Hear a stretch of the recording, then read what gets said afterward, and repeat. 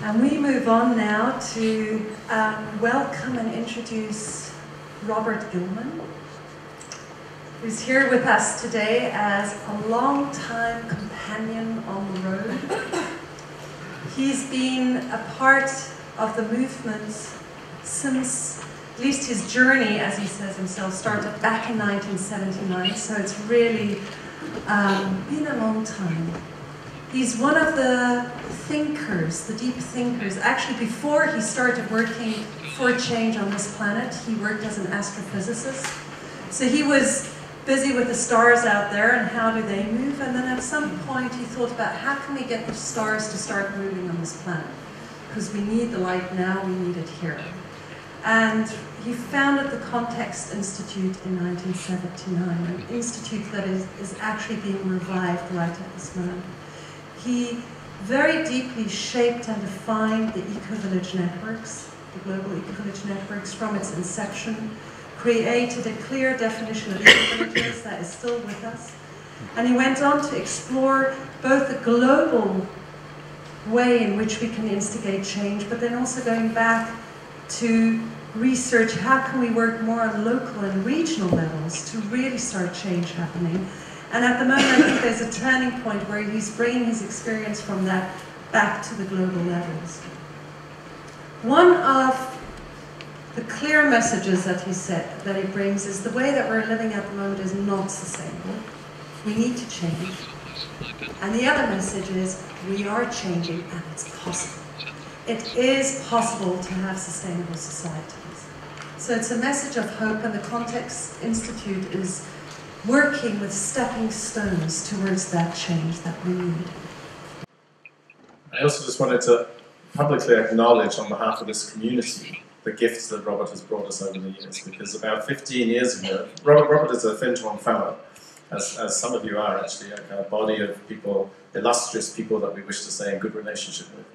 And Robert actually volunteered quite a lot of his time about 15 years ago, about 6 months he was here, to help us birth the most successful incarnation of a governance structure for this whole community, the new Fenton Association. He was very generous with his time and his skills and his experience researching and helping us birth this, and is willing to stay another week, this time also, to continue to work with us around the evolution of our governance structures.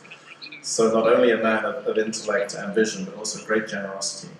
And thank you very much for that on behalf of this community. And a huge welcome to you. And let's welcome Dr. Robert Gilman.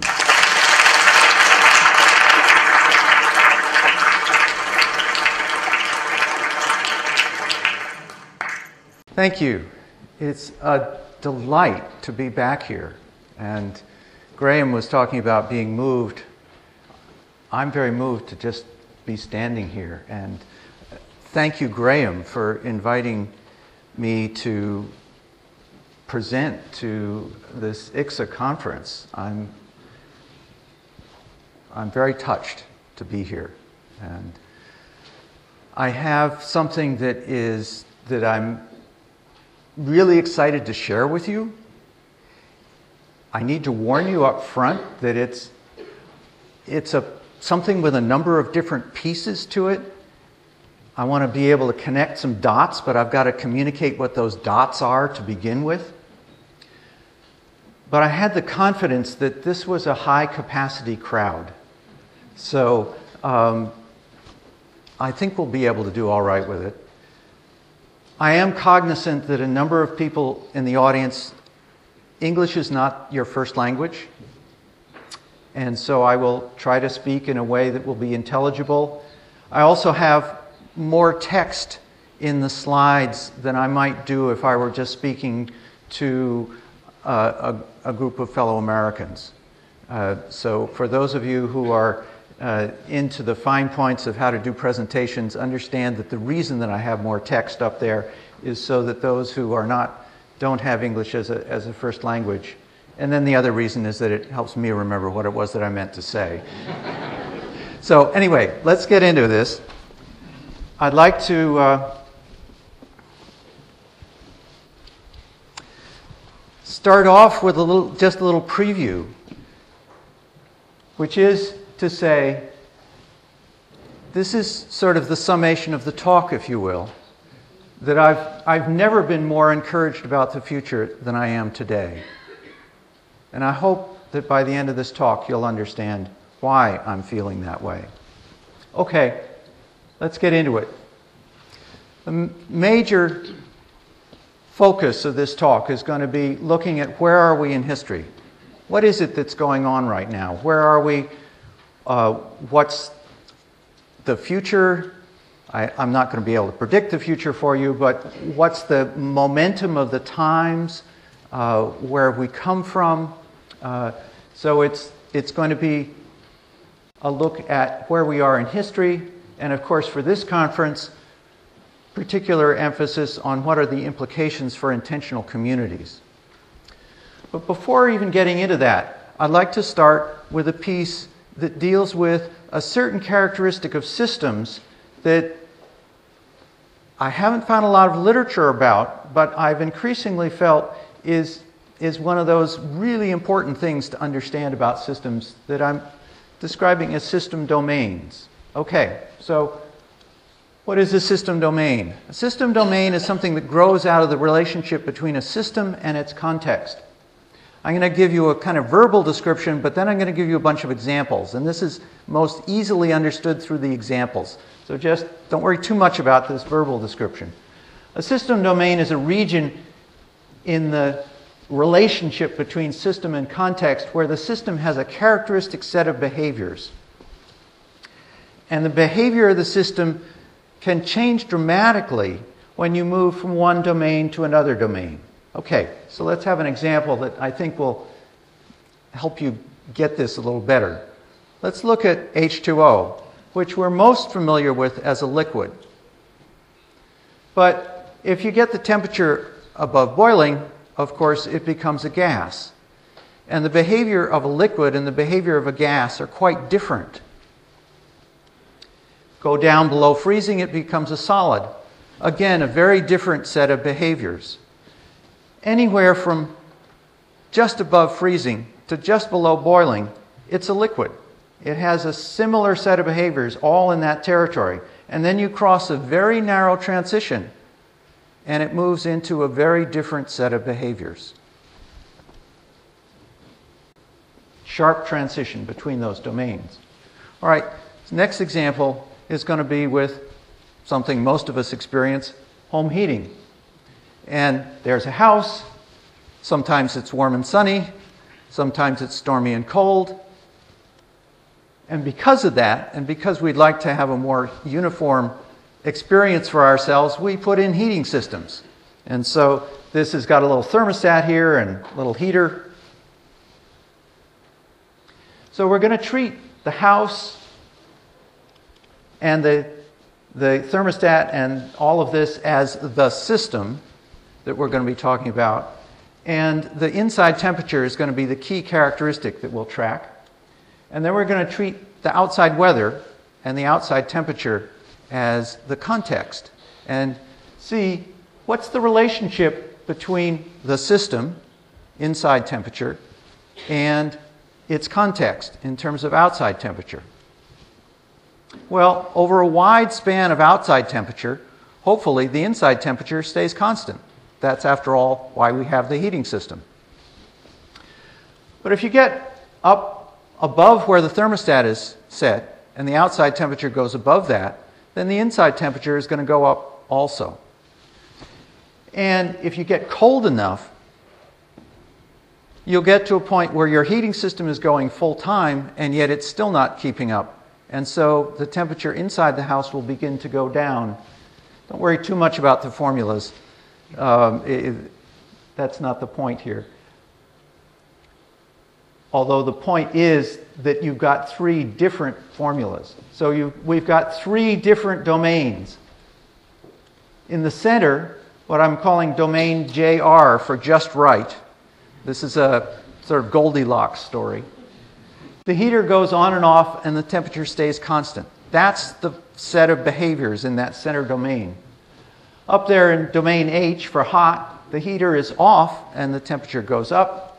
And then down here in domain C for cold, the heater is on, but it's not able to keep the temperature from from dropping. So 3 separate domains in which the description of the behavior stays the same within the domain, but between domains it changes dramatically. All right, third example, ecosystem. We're going to look at a forest. The context will be the resources that the forest draws on. And we're going to start with bare ground and watch how the forest develops over time. So we're going to start with something like that. And if we do that and look at how much biomass develops over time, we'll find that we get a curve that initially looks like this. It accelerated growth. But if we keep watching it, that curve decelerates, changes its shape, and eventually you get something that looks like this. This is old growth forest. That's the whole river rainforest out in my part of the world, by the way. So what we have here is something that's called an S-curve, and it's a very common curve to show up in biological systems or any system in which you have some kind of reproductive growth that depends upon resources. And the reason that the curve is turning over is because there's something known as the carrying capacity, a certain limit that you can't grow too much beyond, although I do want to acknowledge that a lot of times you actually can overshoot that, and depending upon what happens with the overshoot, you go into either a deep collapse or kind of an oscillation. But I just want to acknowledge that you can get overshoot and collapse as well as the smooth S-curve. But the S-curve will serve our purposes for now. Within this, you've got a midpoint on that S-curve. Below the midpoint, it's reproduction limited. That is, the growth is growing as fast as things can reproduce because there's lots of resources for the number of plants that are available. But once you get above that midpoint, it's resource limited. So we've got 2 domains, but here the transition between them is much more gradual. In the reproduction limited domain, I also want to describe that you wind up with 2 different sets of species predominating in these 2 different domains. In the reproduction limited domain, you get what are called pioneer species. And in the resource limited domain, you get succession species. And this distinction between pioneer species and succession species serves as a wonderful analogy for understanding a bunch of things that are going on in human society at this point. So I just want to point to the success strategies of the 2 different groups, the pioneers and the succession species. And they're kind of mirror images of each other. I'm not going to go down this whole list. I'll just say that the top 4 are pretty obvious in terms of what you would get if the distinction depends upon how many resources you have. But the bottom group isn't quite so intuitively obvious. And I want to point particularly to this set over here. The succession species have high diversity. There are a lot of different succession species. The individual species tend to be relatively complex. And their relationship with each other is cooperative. There's a lot of symbiosis that goes on within succession species. Okay, so just to summarize this system domain stuff, it's created by the relationship between the system and its context. Sometimes it's because the system is changing, sometimes it's because the context is changing. The transitions between the domains can either be sharp or gradual, like water was, or gradual like the ecosystem was. System behavior changes across the transition. If you know only one domain, if we know only one domain, we can be misled into thinking we understand the system. And a great example of this is what happened with Newtonian physicists at around 1900, when quantum mechanics and special relativity started coming in, and the Newtonian physicists said, hey, wait a minute, we understand the world, it's all Newtonian. Well, the problem was that the domain that Newtonian physics works in, you have to have relatively slow speeds, that is, slower than the speed of light, and you can't be dealing with anything that's as small as atoms. When you're dealing in that domain, Newtonian physics still works really well. But we as humans get caught up all the time in discovering a certain domain of understanding. We extrapolate that it is the total understanding, and then we get really shocked when we discover the edge of the domain.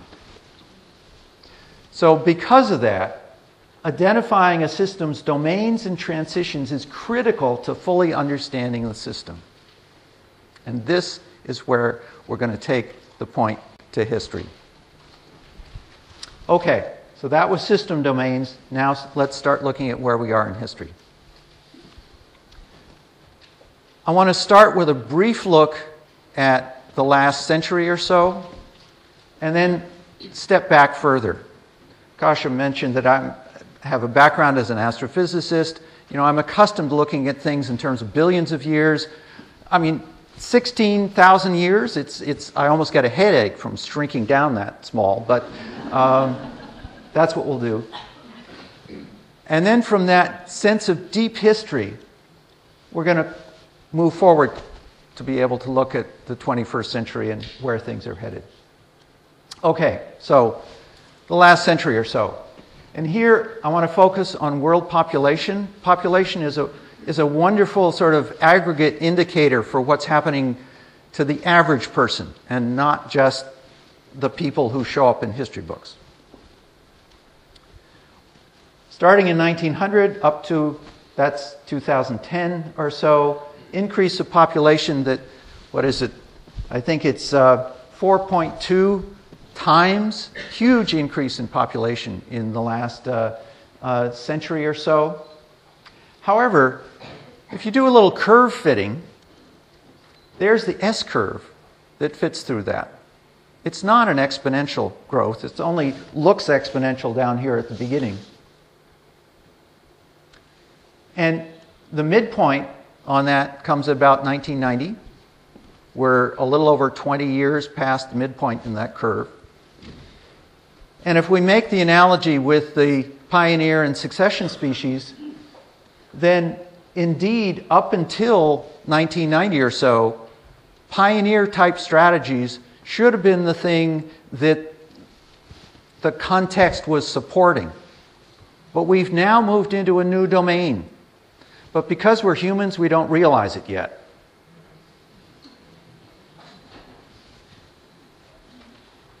Going forward, it will be the succession species strategies that will have the support of the context that we're in. All right, well, someone might object and say, oh yeah, curve fitting, easy.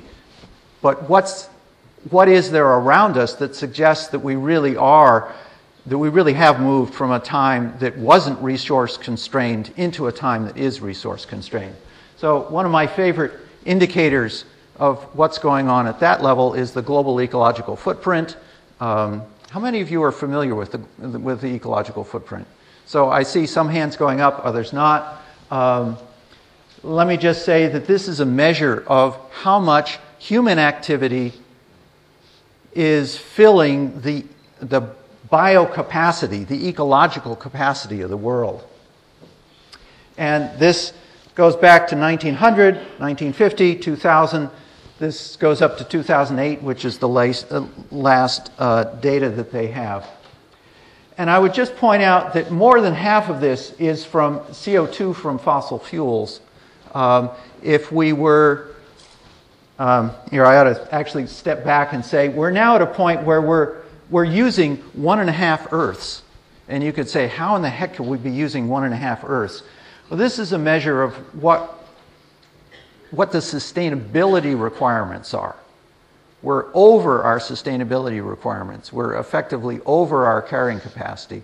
But because the atmosphere is absorbing the CO2 and the effects won't come through for a while, that's how we can do it.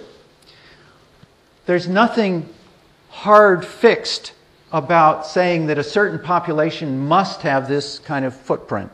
If we were getting our energy from renewable energy sources, for instance, and not from burning fossil fuels, then all of this would go away. If we were being more efficient in the way we were using land for getting food, fiber, and timber, then this would be smaller. So this isn't a strict, hard sentence, as it were. We actually have a fair bit of choice in this, but this reflects business as usual. This reflects how we're currently functioning.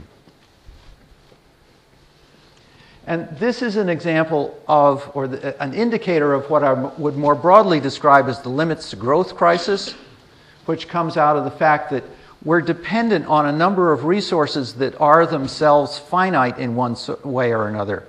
They're non-renewable resources, fossil fuels and others, renewable resources that have maximum sustainable yields, like fisheries, where we're overfishing, and natural waste processing services, the estuaries that clean up water and are the planet's ability to absorb carbon dioxide. Well, in all these cases, we've overshot, but the time lags have been delaying the full impact. But this is part of, this is a huge crisis that we all will need to deal with one way or another.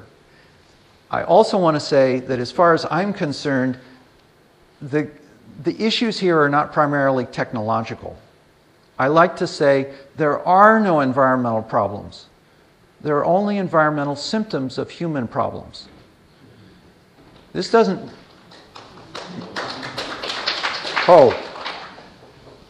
This doesn't reflect what we could do. This reflects the choices that have been made. Okay, so pulling this back together, there's that carrying capacity which we crossed in 1970 when we had a population that was a little bit below 4 billion. And because it sure looks like we're in overshoot, in terms of how that curve extends forward, this curve that's just a simple S-curve fit, more realistic estimates of where the world population is going. This is, I'm going to give you something here that is taken from Jorgen Randers in his book 2052. Jorgen Randers was one of the 3 authors of the original Limits to Growth study in 1972. So this peaks in 2040 at a population of about 8.1 billion. We're at this point about 1 billion away from that peak, and I want to point out how different it will be to be in a time when we're not only at the peak but before long heading down, compared with the 20th century experience of such explosive growth. This will have huge impacts on all kinds of different things. Number one being the economy, because we've built an economic system that presumes unending growth. And when you don't have unending growth, things change. Okay, let's step back. And again, I want to look at population. So here's going to be the population from, oh, by the way, historical, dating has all sorts of interesting, weird stuff with it. This is before current era. Also, it's the same thing as BC, for those of you who are more familiar with that. And I've used minus signs because, frankly, it's easier to plot that way. There's a 1 here instead of a 0 because apparently there is no year 0. It's 1 AD and 1 BC is the same year. Anyway, this was an academic group. I thought I'd probably do it right. So, and what I want to show you is this is data from the US Census where they've gathered together the best estimates for this over this stretch, and that's what the population curve looks like.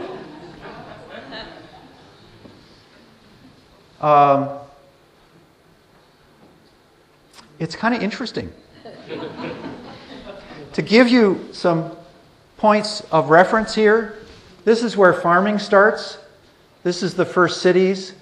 This is where Rome was at its height, and this is the Renaissance. And there's that carrying capacity. Okay. I've worked with this in terms of what I like to describe as an outline of history,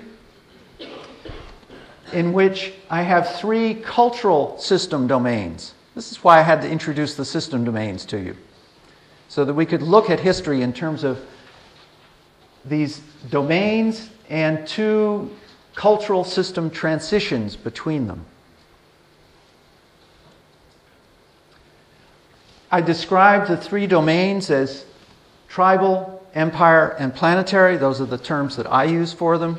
I'm not the only one who uses those terms. Other people use different terms, but that's what we'll use in this talk anyway. The first transition starts with farming and ends with cities. The second transition starts with the Renaissance, and it probably hasn't ended yet. We're still in it. And I can't tell you how much longer we're going to go with it, but I think we're more than halfway through. Let me put it that way. And I think the next 20 to 40 years are going to be hugely consequential in terms of how this second great transition plays itself out. This is something I've been playing with for a while. I went back and dug out the first time that I published a chart of this kind, and you can see that was back before I decided to call the third era planetary. This is from 1985. But this overall outline isn't what I grew up with. I grew up with this sense that there was history, which began when writing began, and before that was something called prehistory. That's what I learned in school. And my sense is that that's actually what most people in the mainstream carry around in their heads. That we're all just, what's happening now is all just part of one continuous flow of history. Of course, here, especially here at Findhorn, I would want to acknowledge that there have also been people who have said, that we are at a significant turning point. And in one way or another have described that we're moving into some sort of new age of some form or another. The Joanna Macy's Great Turning is an example of focusing on this point. Historians have also looked at this, and I want to draw on the work of David Christian, Introduction to Big History, where he breaks up this timeline in terms of Paleolithic, agrarian, and modern. That's his set of terms. And then he also says, though, however, that breakup isn't good enough. We have to add a second dimension of breakup in terms of kinship-based and state-based. So he has a split agrarian. Let's see.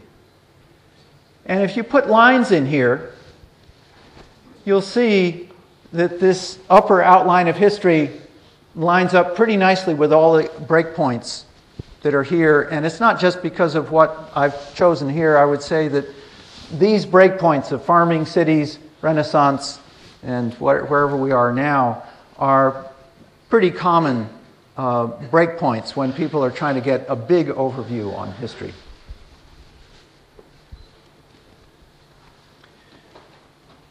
I'm going to focus in on 3 characteristics.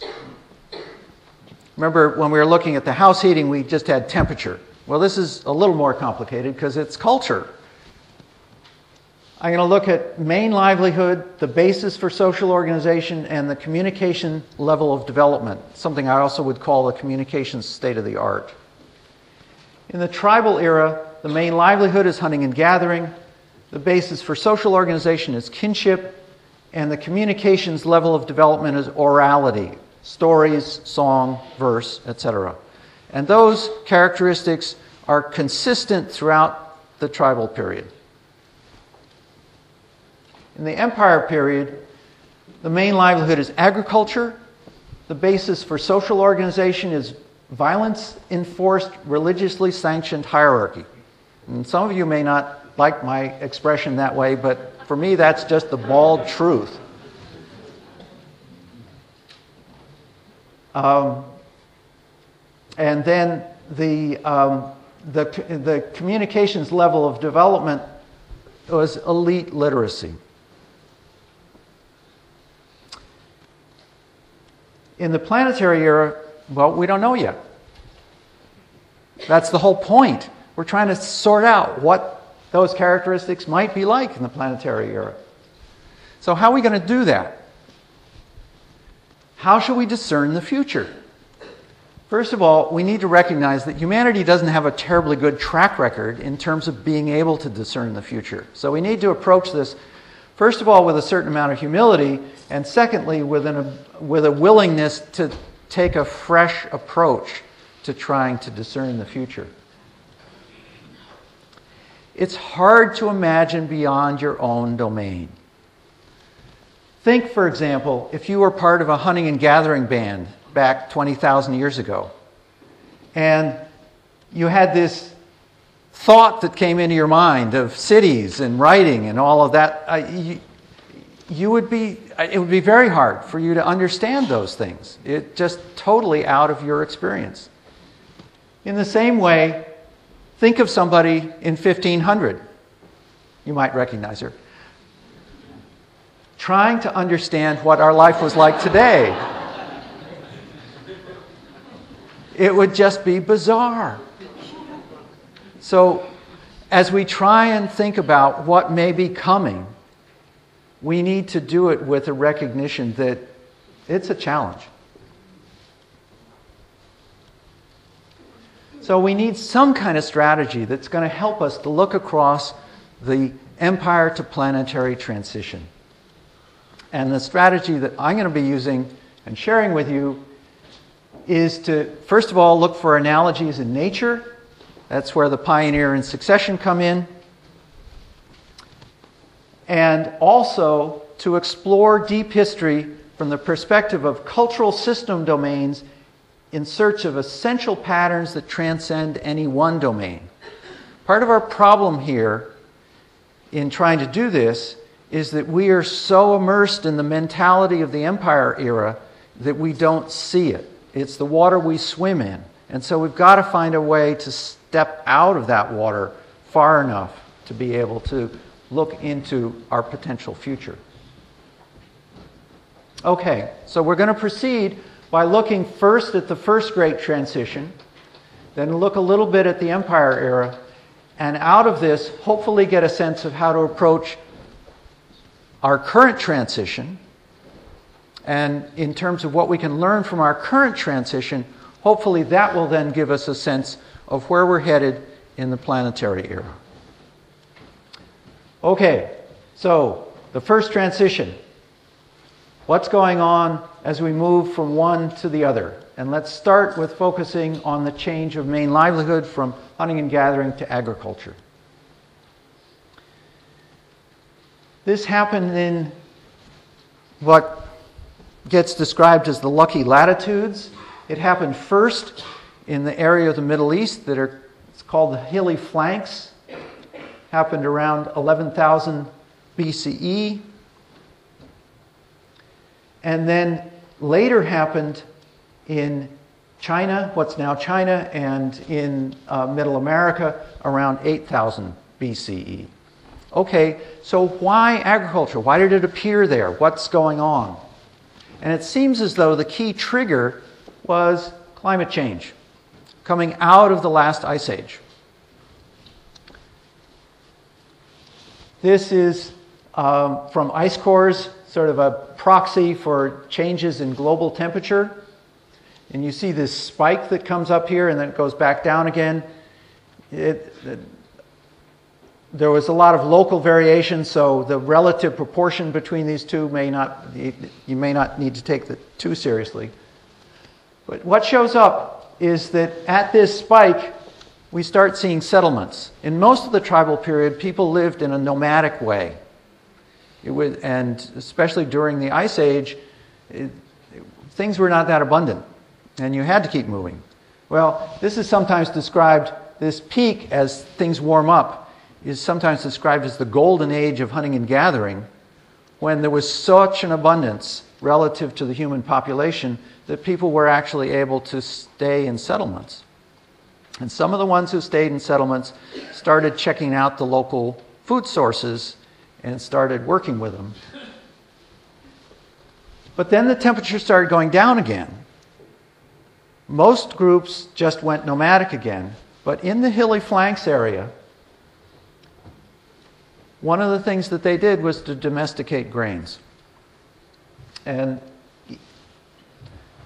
you start seeing in the archaeological record domesticated grains down in the dip of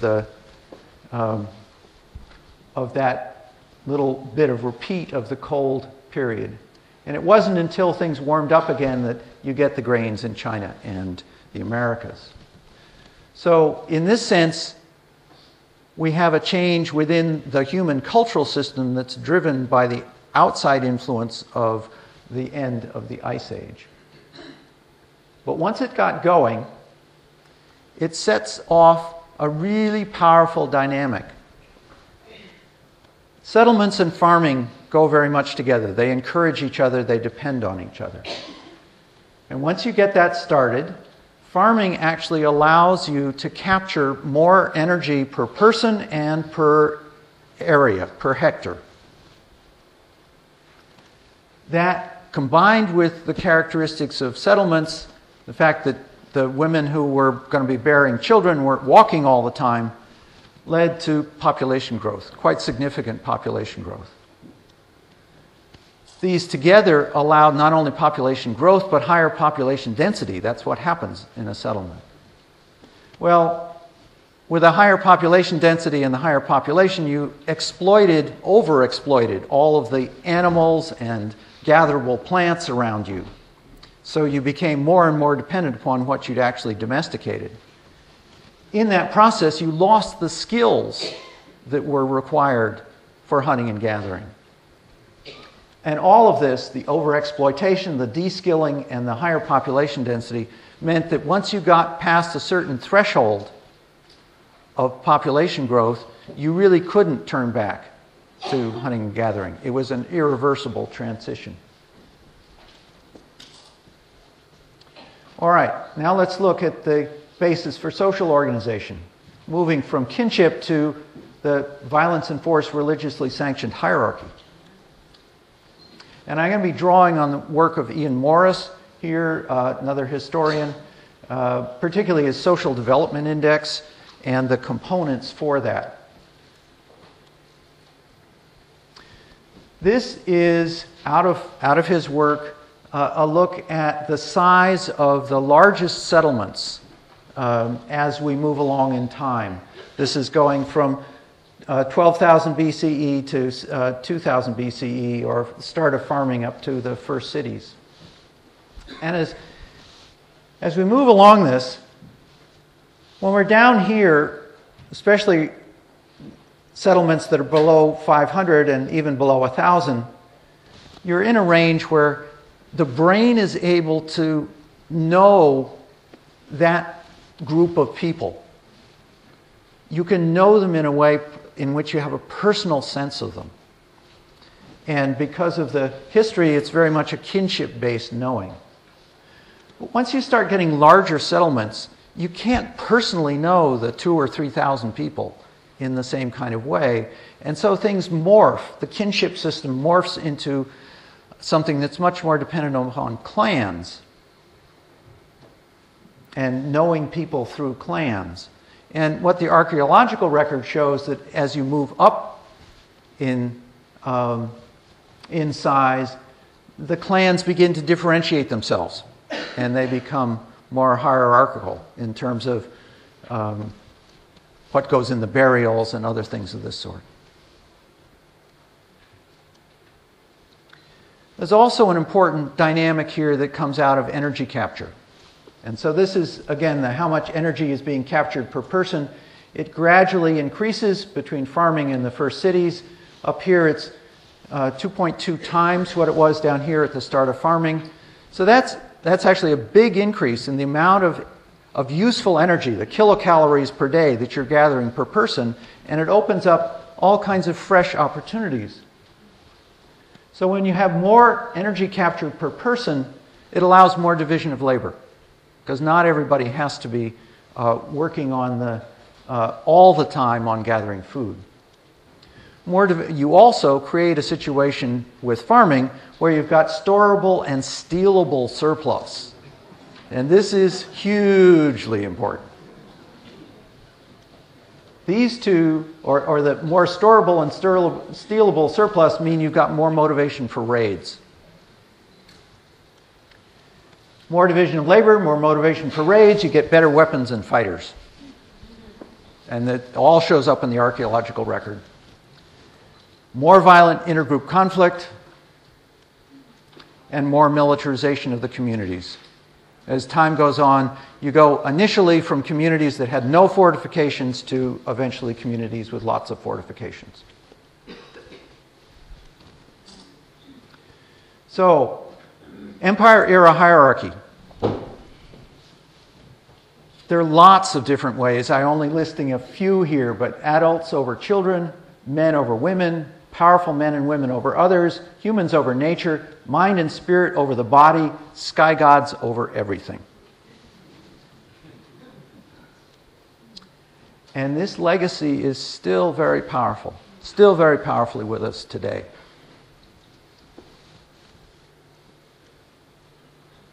Okay, let's just look at the transition to literacy. It begins with numbers, actually, before there's much in the way of real transcription of spoken language. A lot of it focuses on accounting and record keeping. And you had to have enough people close enough together to have enough scribes to make it worth it to write things down. If you were the only scribe in town, I mean, you wouldn't be. You know, it's one of those things like you never have just only one lawyer in a town. You have to have two so that they... Never mind. So it emerges with the first cities. And it's really important for the development of the empire period because it's the complement to military force. But before that, you could go out and you could raid, you could do protection rackets, but you couldn't really manage the area that you had conquered. With writing, you now can manage it. So within this transition, there are a series of what you could call sub-transitions that sort of spread out over time. Before, you're in the tribal domain. It's pure tribal characteristics. At the end, you're in pure empire characteristics. But in the middle, it's a rolling transition. So what kind of lessons can we draw from this? First is that the driving forces were gradual and unobtrusive. Small changes could grow to irreversibility. Changes in one part of the system destabilized other parts. And it was powered by positive feedback loops that keep changing until a new constellation of qualities is found. Also, the initial set of qualities, the foraging, kinship, and orality, they never go away. They just become secondary. Okay, empire era. Quickly, as I've been saying, it's agriculture, hierarchy, literacy. I'll just point out that 90% or more of the population was involved as peasants or serfs or slaves or whatever in agriculture. And literacy, even in places like Athens, apparently never got above 10% or so. So it really was an elite phenomenon. You might have had, well, never mind. Enough of that. These three characteristics stay stable for at least 4,500 years. If you look at Egypt and you look at the Chinese empires in 1600, and all the various different civilizations in between, they have the same group of patterns. Nevertheless, there were some changes. This is what happens with largest settlements. Rome certainly figured out, all those Roman engineers figured out how to do sewage and things like that that enabled the settlement size to really grow. And then there were Chinese cities later that also grew up to about 1 million population. But there seemed to be some kind of ceiling that was very hard for agrarian civilization to go beyond. And this is population over that period of time. It kept growing as well. And I like to think particularly of the population, and then what I'm going to show you next, as kind of like when we thought about water, and liquid water kept the properties of liquid throughout, but you could raise the temperature as you moved up towards boiling. Well, I think of this population growth as kind of raising the temperature. The other thing that raised the temperature was that there were a number of really significant inventions that happened along the way. They didn't coalesce well enough to change the pattern, but they laid the groundwork for the second great transition. And let's look at that.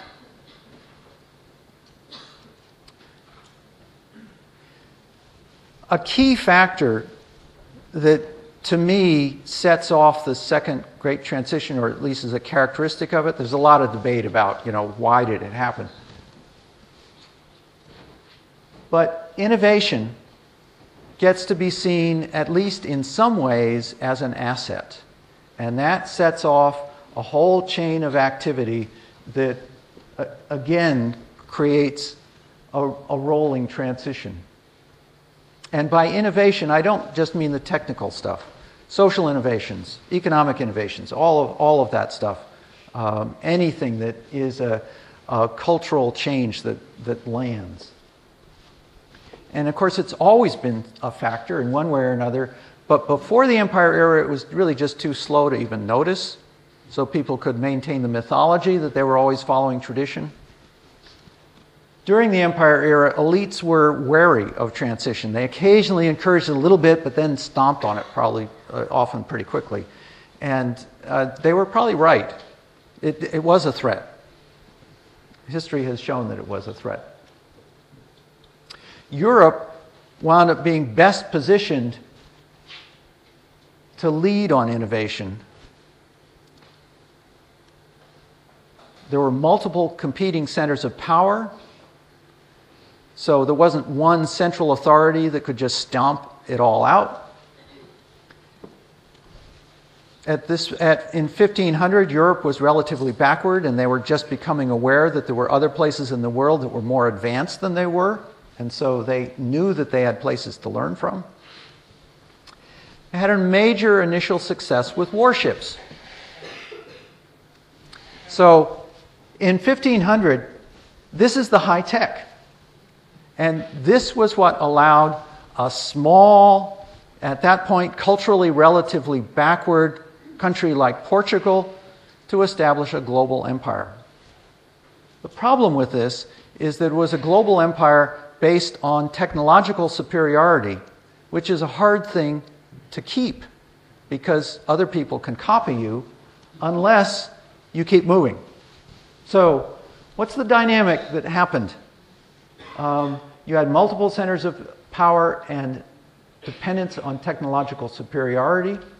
This led to a local arms race. The British wanted to do this too, and so did the Dutch, and so did the French and the Spanish, and so they got into battles with each other. That local arms race wound up accelerating Europe's advantage because they moved each other forward in that process of that arms race. But it also cost the various kings quite a bit, and they had to turn to the commercial sector and allow it more than had been allowed in the past. That was a dangerous thing to do.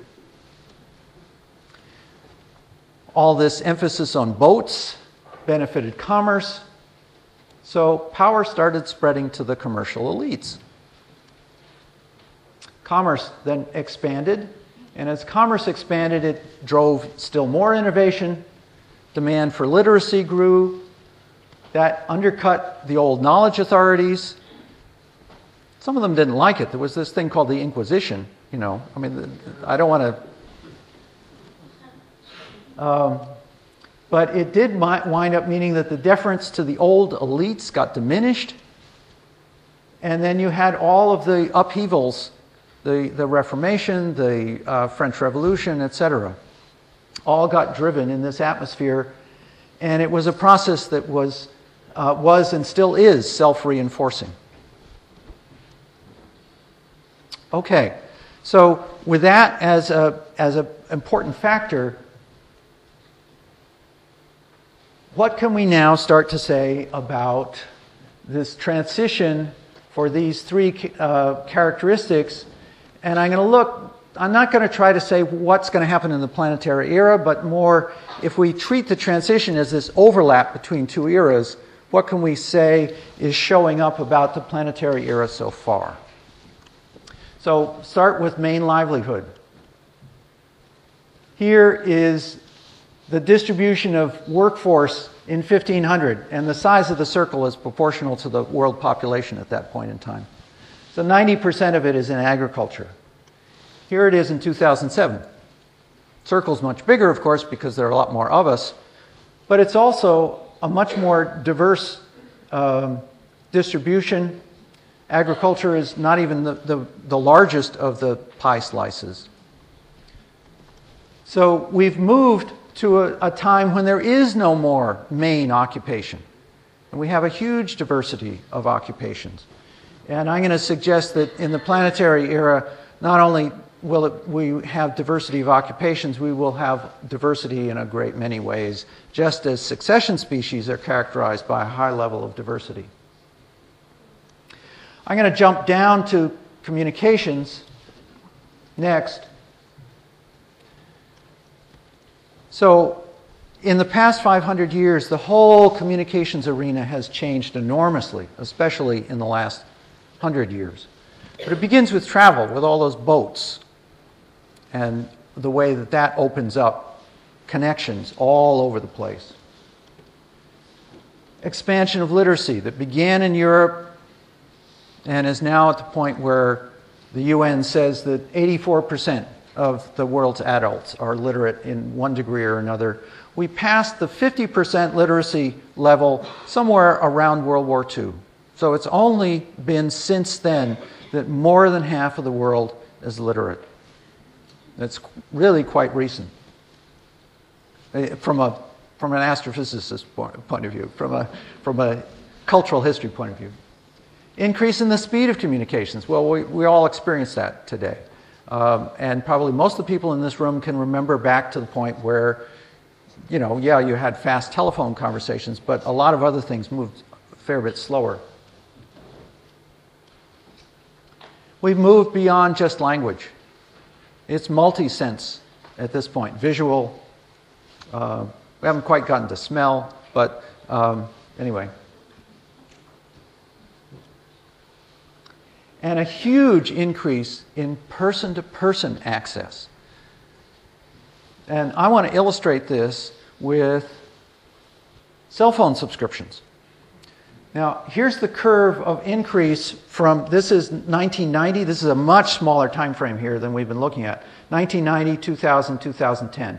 And you're probably not at all surprised to see that that curve has shot up in that way in that space of time. But I haven't given you the scale over here yet. This is percent of world population. And in 2011, it was 86% of the world population. Now, there's a caveat I have to put in here. That doesn't mean that 86% of the world's population had cell phones, because of the way cell phone subscriptions get counted. But the World Bank says that in 2012, 75% of humanity had access to a cell phone, either through a family member or a friend. And most of these cell phones are just what are called feature phones. They're relatively simple cell phones. However, 20% of humanity 15 years or older had smartphones at the beginning of this year, that's a little over 1 billion people having smartphones. And another 1 billion smartphones are expected to be sold this year. And for the first time, they're selling more smartphones than they are feature phones. Now, you may have your feelings about whether or not you like or don't like smartphones or whatever. But from a cultural history point of view, putting that degree of communications access into the hands of so many people and allowing communication that is person to person rather than all done through broadcast is a huge system changer.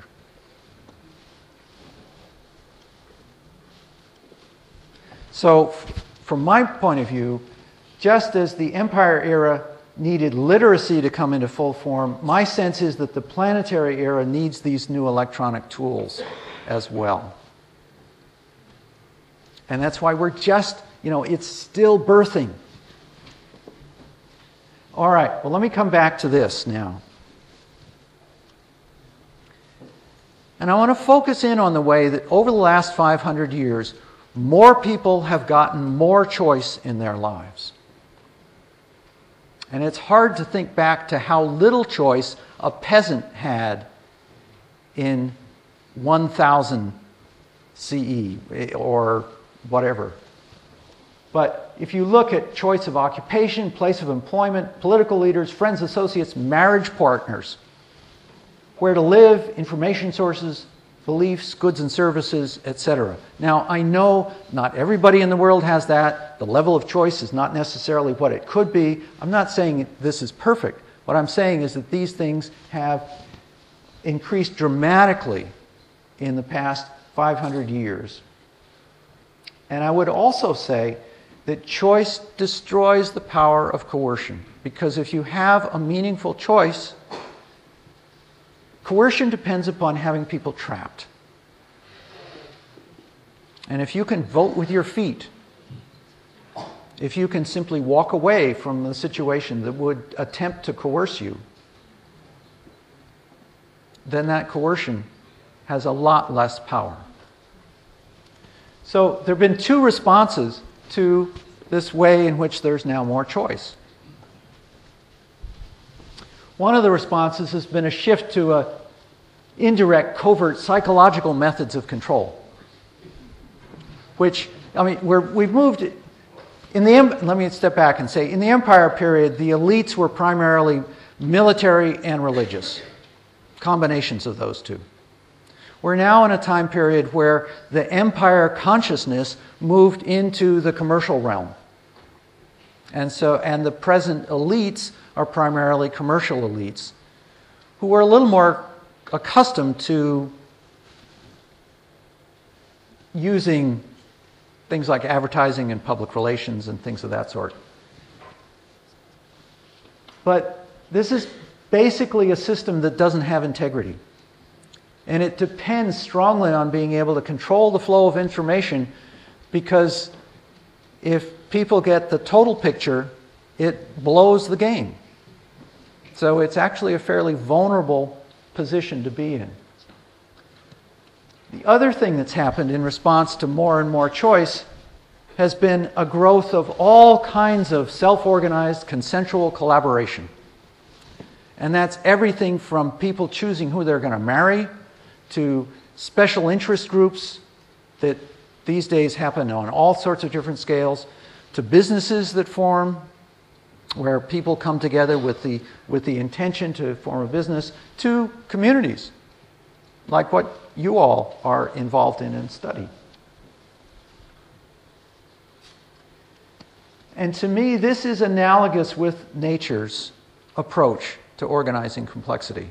In natural systems, you have coevolution and symbiosis, coevolution being this sort of dance of collaboration. And my sense is that because the second one really is reflected in the way that nature deals with it, that it's the one that has more staying power. So I'm going to say that What we're seeing in the planetary era so far is a move towards self-organizing consensual collaboration as the basis for social organization. We're still in the transition. I'm not saying that's all there is. All right. Well, I'd like to close this history period, or at least this backward look in history, with just getting this. I just love this population chart. I think it tells us so much. And to emphasize, at least to me, when I look at all this, we are in a truly different world right now. Being with a full Earth, communication so tight that we really have a small world, it is unlike the full gamut of that previous history in so many ways. And yet we think we're still just in, it's just another century.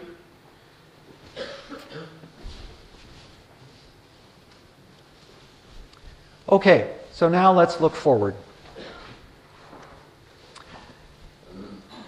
And again, look at how we're going to think about the future.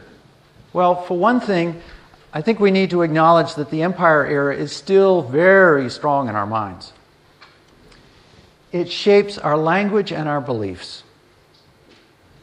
Almost all of that has its roots in the Empire era. And that includes our ideas about human nature and simply how life works. And because we're in a different world in terms of our daily life, but our minds are still in the past, this leads to all kinds of cognitive dissonance and attempts to interpret what's going on around us in the old terms that lead to all sorts of frustrating misunderstandings. For all of us. The other thing about the future is to know that there will be surprises. Truth is stranger than fiction. Some things will turn out better than we expect, some things worse. I like to say that it's easy to see the disasters that are headed down the road. What we don't see yet are the things that are yet to come up over the horizon, some of which will actually be beneficial. For example, it wouldn't surprise me at all if in the next 10 years, for example, we got an invention like nanotechnology-based water desalination that made water desalination cheap enough that you could do it for agriculture, which would have a huge impact on where food could be grown, how much food could be grown. And I just cite that as the kind of thing that we may have all kinds of positive things come up over the horizon as well as the more challenging things. And of course, some things will just be totally unexpected. I'd like to hope, though, that as long as we take these system domains and transitions into account, at least the big picture, near term, is potentially discernible. So that's what I'm going to try to do next. To look at, so where might we be going with the planetary era? And in the process of stepping into that, I want to acknowledge that I started all this saying, hey, we've got this big change that's happened. We're moved into full Earth and we've crossed over the carrying capacity. And yet, as I was trying to discern what the characteristics had been so far, that was over the last 500 years. So does this new transition invalidate what we've been seeing so far? And I think no. I think actually the limits to growth crisis is going to simply enhance and accelerate the trends that we've seen so far. It's going to spur yet more innovation, and I don't mean just technologically. I think that the real constraints today are in social considerations, how people live with each other, the kinds of things that communities actually deal with best are the places where we have the deepest limits.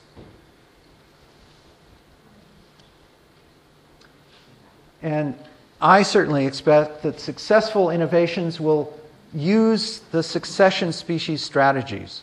So that means there will be high levels of diversity, high levels of symbiosis, which I translate into human terms in terms of self-organizing consensual collaboration.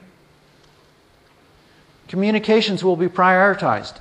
I think one of the messages out of that high level of cell phone subscriptions is that people who don't have running water and flush toilets nevertheless feel it's important enough to be able to get that communication access that they have prioritized something of that sort. And I think that'll continue to be the case. But sustainability needs to be added as a fourth defining characteristic. Because unless we manage sustainability, we're still in a chaotic transition. So particularly because of this need to transition to sustainability, and because we're moving from this rapid population growth to something where we're leveling off and then even going down, every facet of culture is likely to be affected in the near term. Economics, governance, legal systems, healthcare, education, religion, warfare. I want to particularly comment on warfare and say that the long-term trends are that warfare is in fact winding down. And my sense is that within 2 generations, we will have ended warfare as an institution. And when we end warfare as an institution, we will really know we've moved out of the empire era. But I think we're that close. And if you think about, yes.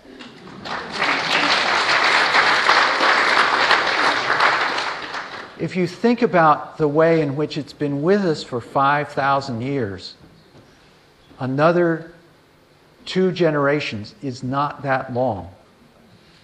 This is not a time to flag. This is a time to redouble the efforts to move us to being able to do that transition. And it's not simply because it's morally the right thing to do. It also has huge system support. With our tight levels of both economic and communications integration and the need to become much more efficient, we will finally be able to acknowledge that warfare is enormously wasteful. It no longer is as economically valuable as it was in the empire period, and it just will lose its support. Right now, it really doesn't even have that kind of system support and is running purely on the momentum from the past. And my sense is that as new generations come along, they will not be convinced of its value.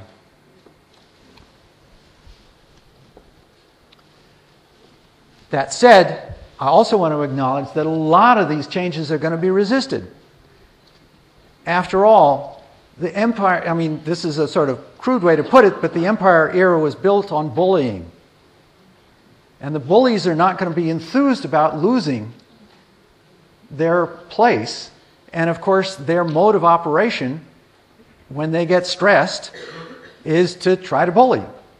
And from as far as I'm concerned, I see this showing up in the behavior of all kinds of different fundamentalisms. To me, it's not a matter of religious this or political that or whatever. It's actually people who have been raised in empire-era traditions, feel that that is the right thing. They draw on their interpretation of their religious traditions to justify why all of that empire stuff needs to continue, and they go for it. But they're on the wrong side of history and the wrong side of the system support. But agriculture and some level of command and control hierarchy, not coerced command and control hierarchy, but if there's a fire, I want the fire chief to be directing what the other people do. And they probably do too. So that and literacy, certainly, they're not going away. They're just going to become secondary, just the way it worked in the previous transition. Okay, so planetary era characteristics as I see them at this point. Characterized by sustainability, diversity, not just in occupations, but in lots of ways, self-organization, which will seem chaotic to our minds, but it's the way nature does it. Connectivity, huge connectivity. And one of the key things is that it will be at ease with innovation. It will be at ease with learning. It will not be afraid of discovering new things. And when we get to the point of being not afraid of discovering new things, surprisingly enough, we will have moved into a new stability. We will have moved into a new stable domain. And human relationships at all scales will be fundamentally consensual. So for me, the central issue of our times is not whether humanity or the earth will survive. We very likely will. We could lose 90% of the human population and be back at a point that we were in about 1700. You know? I'm not inviting that. I'm just saying.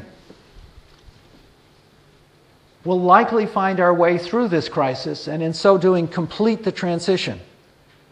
I think that the limits to growth crisis is the final piece in the transition to the planetary era.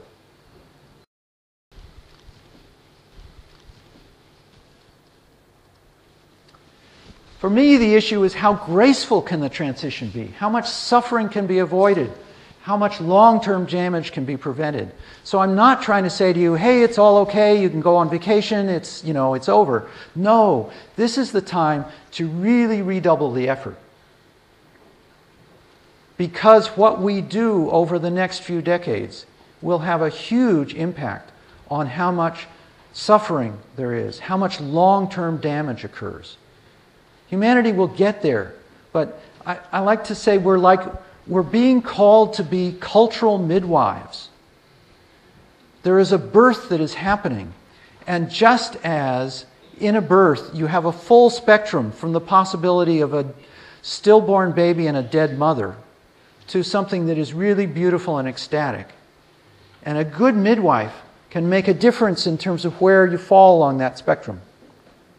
So there's a birth that's underway, and what we do will make a real difference in terms of how much suffering and how much long-term damage. So what we each do matters in that sense. And I want to acknowledge that it's taken just countless courageous choices by millions of people in hundreds of generations to get us to where we are at this point. And it's going to take countless more. But if we're aligned with those succession species strategies, we will have a path to success. And with today's communications, learning and innovation processes have accelerated enormously, so that if we build good cultural DNA, we can spread it quickly. So what do we need to do? First of all, we need to recognize that we are in this great transition and let go of the empire era. It's still very strong in our minds. Find a way to honor it, bless it for its gifts, but let it go. And then step forward into the planetary era. And really be, in an ironic way, we need to be pioneers of what it means to be a succession species. And do it all with compassion. All of us are torn inside between what we grew up with and the reality that we have to deal with around us. And as we see others who are freaking out because they're torn by those things, I think it's important for us to approach it with compassion. To me, that is the planetary era way to do it. If we see ourselves as fighting the empire era, we're still in the empire era. It's only when we say, it's done at some level, and I can meet you with compassion, that we really have stepped into the planetary era. And then the action step: innovate, implement, educate.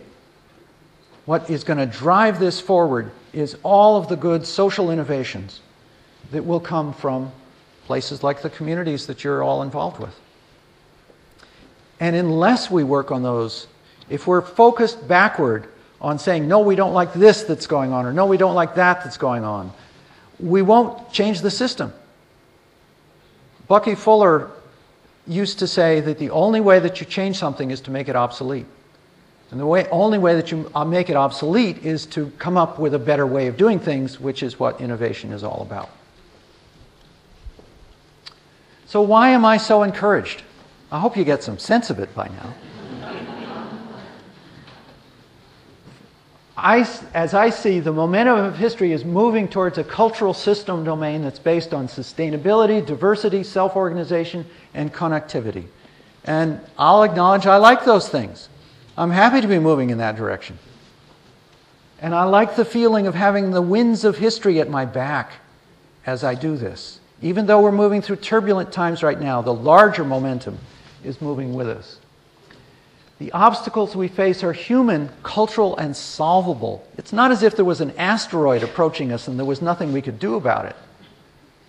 This is all of our own making and of our own remaking. Even individuals and small groups can have a big impact through the innovate, implement, educate, if they're aligned with planetary era qualities, because that's what it takes to be successful as we move forward. And I see people all over the planet who are rising to the challenge and seizing the opportunity of this time. So it's not as if it's just the people in this room by any means. There are just, millions of people out there who are doing wonderful things that are moving us forward. All of that I find hugely encouraging. Okay, implications for communities. And we're going to have a week to get into this part. So I'm going to be relatively brief, and I want to acknowledge that the things that I'm going to describe here are things that many communities have been doing for decades. And I hope you will take this as an appreciative acknowledgement of the foresight of what those communities have been doing. First thing is that so many of the innovations that need to happen as cultural innovations are really best worked on in the human scale communities. So there's this wonderful opportunity to work on the stuff that really needs to be worked on, to build the cultural DNA that we need. And those innovative communities, they get to enjoy the benefits of living in this new culture sooner. And as someone who both goes away and comes back to a place like Findhorn, I get to the pleasure of experiencing the culture that's here and being nourished by the culture that's here.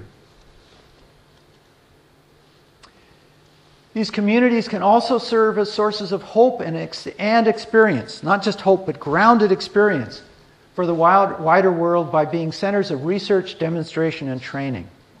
I think that communities that are focused on creating their own private salvation for themselves, with the idea that the world is going to hell and they're going to be the only points left and all of this, I think they're in for trouble, frankly.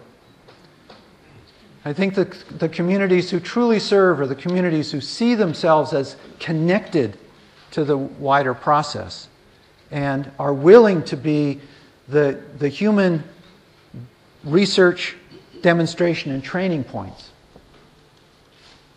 So, related to this, my suggestions for communities: examine your own images of the past and future. Look at places that you're stuck in Empire-era thinking, or in reaction to it, which is another form of stuck in it. Expect the pace of change to be even greater than what we've had. And for those of you who may not know hockey, this is kind of a hockey expression here. Skate to where the puck will be. The idea is anticipate where things are going. Don't just look backward and react to what has happened, but anticipate those changes so that what you're doing can meet them when you're ready to get there. Work with the flow of history.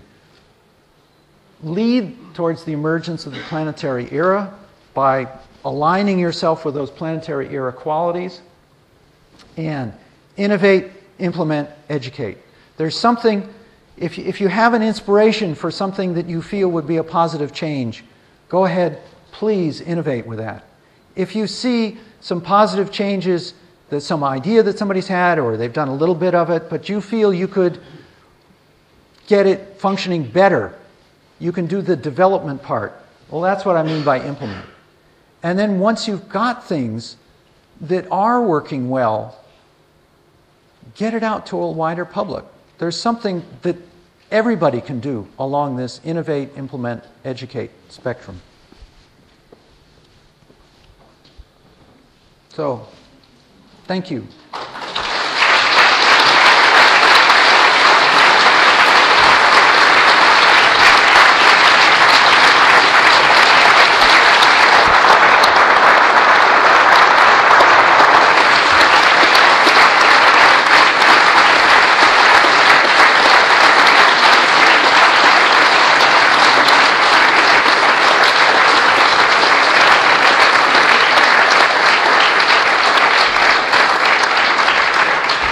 So I want to acknowledge that I'm sorry I did take a long time.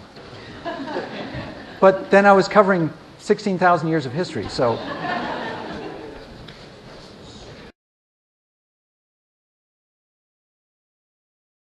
Thank you, Robert. That was a wonderful journey.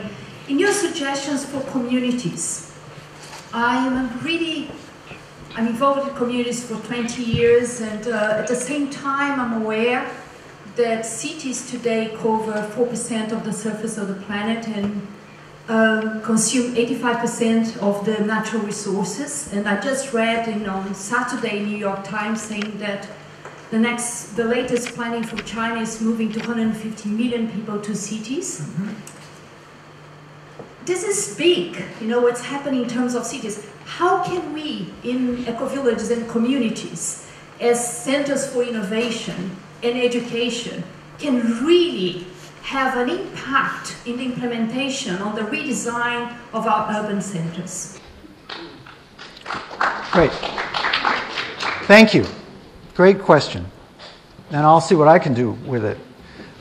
And that concern was one of the reasons that I spent 7 years on my local city council, was to try to do some of that bridging. And it's challenging. I also want to point out that one of the reasons that the population curve goes down is because of that movement into cities, that the birth rate for women in urban environments is much less than the birth rate in rural environments. So it's having that effect as well. But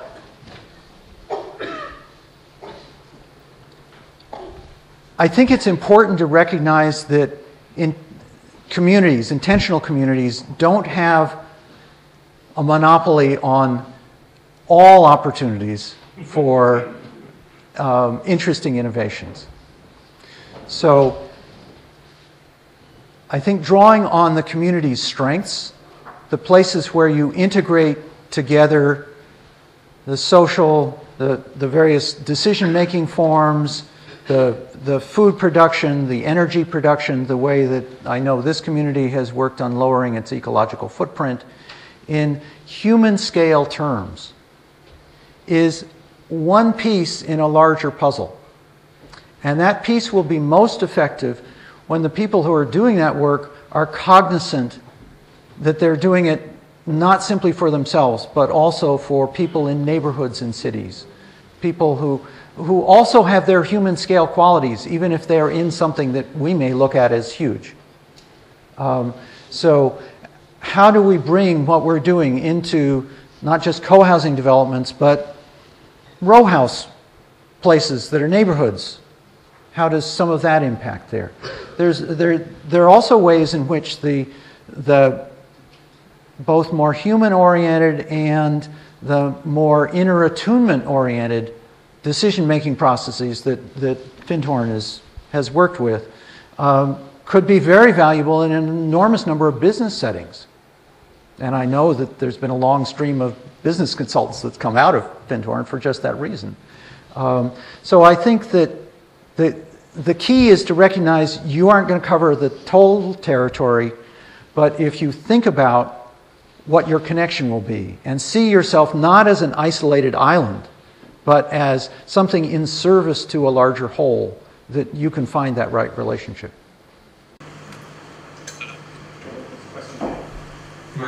My question is about the curve, the population curve you gave. Yeah. And you said it's an S curve, or we can compare it.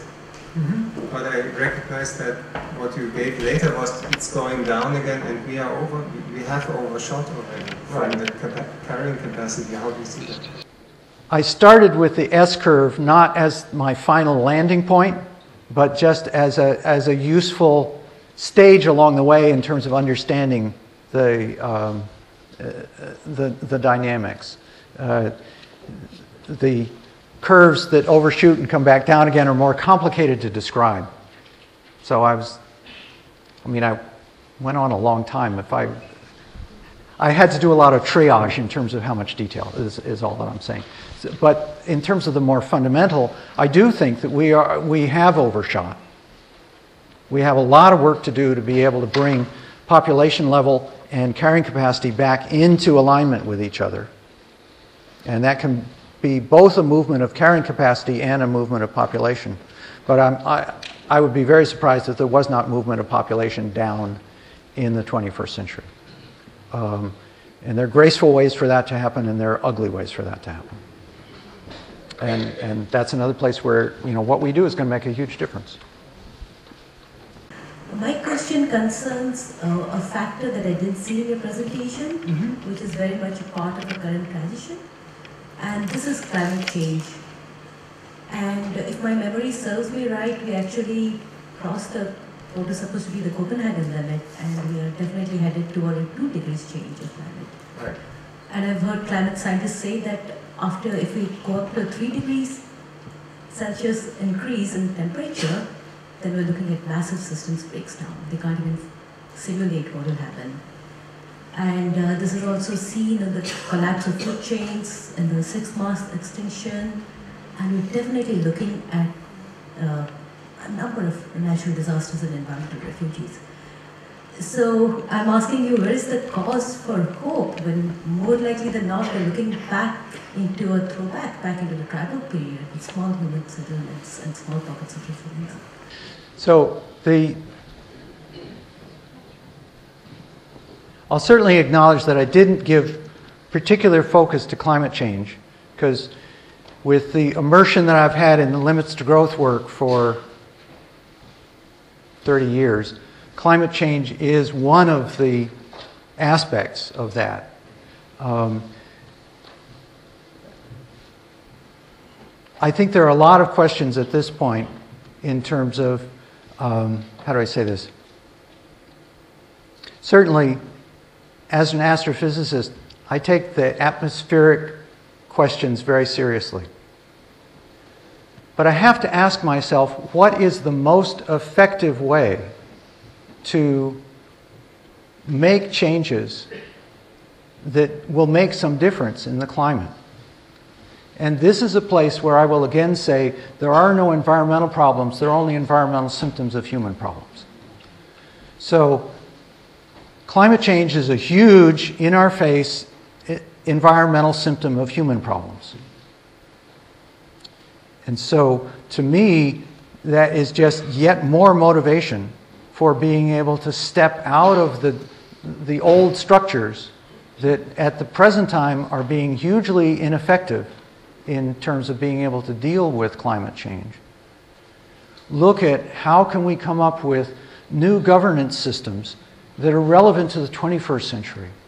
Most of the governance systems that we have around today were invented 200 or more years ago in a very different world. They have some good qualities to them, but they don't even begin to take into account what we know now much better about human behavior, the communications tools that we have available to us, etc. So this is a matter of a kind of a systems look to try to see, well, where is it that we can intervene to get the quickest results? So I certainly would affirm your sense that we have a serious issue to deal with. And because we have a serious issue, we have to be very thoughtful and strategic about where we intervene. And it's with people. Birdsong Eco Village in New Zealand asked, where does money and consumerism fit into the transition, and are local currencies the right direction? So I want to say diversity is the right direction. Local currencies certainly can have a role to play. Consumerism runs smack into the problems of the limits to growth. The microphone probably didn't like me doing that.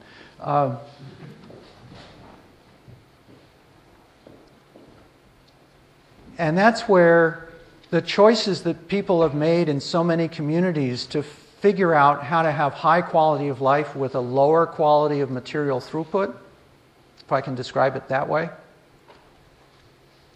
serve as wonderful examples for let me step back and say that in terms of human psychology, if you simply say to people, no, don't do that, it can work a little bit, but it's not the best approach. For a small percentage of the population, if you give them an idea of something else they can do, they'll be early adopters and they'll take it on. But for a large percentage of the population, they won't actually shift until they see somebody else doing it. It's the enormously important role of demonstration. And I think that this is a place where the demonstration of quality of life that communities have been able to provide is a huge gift relative to issues like consumerism.